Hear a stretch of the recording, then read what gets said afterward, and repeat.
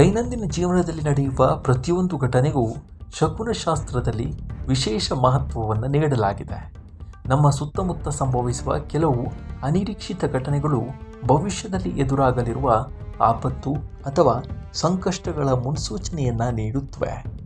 ಪ್ರಕೃತಿ ಅಥವಾ ದೈವ ಶಕ್ತಿಯು ಮುಂಬರುವ ಸಮಸ್ಯೆಗಳ ಬಗ್ಗೆ ನಮಗೆ ಮೊದಲೇ ಎಚ್ಚರಿಕೆ ನೀಡಲು ಪ್ರಯತ್ನಿಸುತ್ತೆ. ಇಂತಹ ಕೆಲವು ಪ್ರಮುಖ ಅಶುಭ ಸೂಚನೆಗಳು ಯಾವುವು ಅನ್ನೋದರ ಬಗ್ಗೆ ಇಲ್ಲಿ ವಿವರವಾಗಿದೆ, ನೋಡೋಣ ಬನ್ನಿ. ನಮ್ಮ ಸಂಸ್ಕೃತಿಯಲ್ಲಿ ಹಾಲಿಗೆ ಪವಿತ್ರ ಸ್ಥಾನವಿದೆ.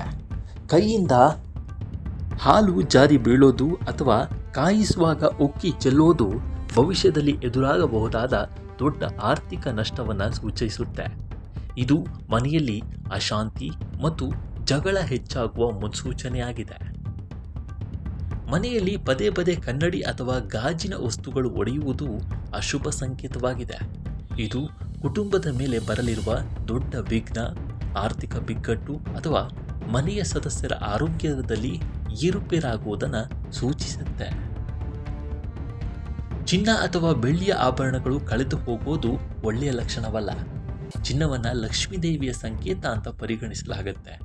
ಇದು ಕಳೆದು ಹೋದರೆ ತಾಯಿ ಲಕ್ಷ್ಮಿಯ ಕೋಪಕ್ಕೆ ಗುರಿಯಾಗಬೇಕಾಗತ್ತೆ. ಇದರಿಂದ ದೊಡ್ಡ ಮಟ್ಟದ ಹಣಕಾಸಿನ ಸಮಸ್ಯೆ ಅಥವಾ ಸಾಲದ ಬಾಧೆ ಎದುರಾಗುವ ಸಾಧ್ಯತೆಗಳಿರುತ್ತೆ.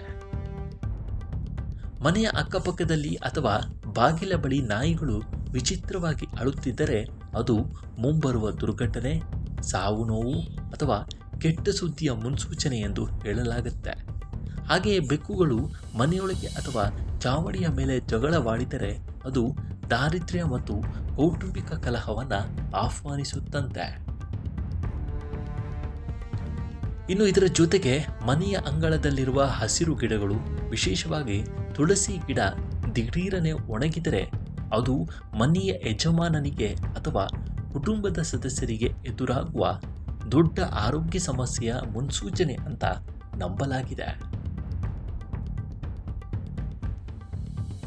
ಒಟ್ಟಾರೆ ದೈನಂದಿನ ಜೀವನದಲ್ಲಿ ನಡೆಯುವ ಪ್ರತಿಯೊಂದು ಘಟನೆಗೂ ಶಕುನಶಾಸ್ತ್ರದಲ್ಲಿ ವಿಶೇಷವಾದ ಮಹತ್ವವನ್ನು ನೀಡಲಾಗಿದೆ. ಹಾಲು ಒಡೆಯುವುದು ಅಥವಾ ಹಾಲು ಜಾರಿ ಬೀಳುವುದು, ಪದೇ ಪದೇ ಕನ್ನಡಿ ಒಡೆಯುವುದು, ಚಿನ್ನ ಅಥವಾ ಬೆಳ್ಳಿಯ ಆಭರಣಗಳು ಕಳೆದು ಹೋಗುವುದು, ಇದೆಲ್ಲವೂ ಅಶುಭ ಲಕ್ಷಣಗಳು ಅಂತ ಹೇಳಲಾಗುತ್ತೆ.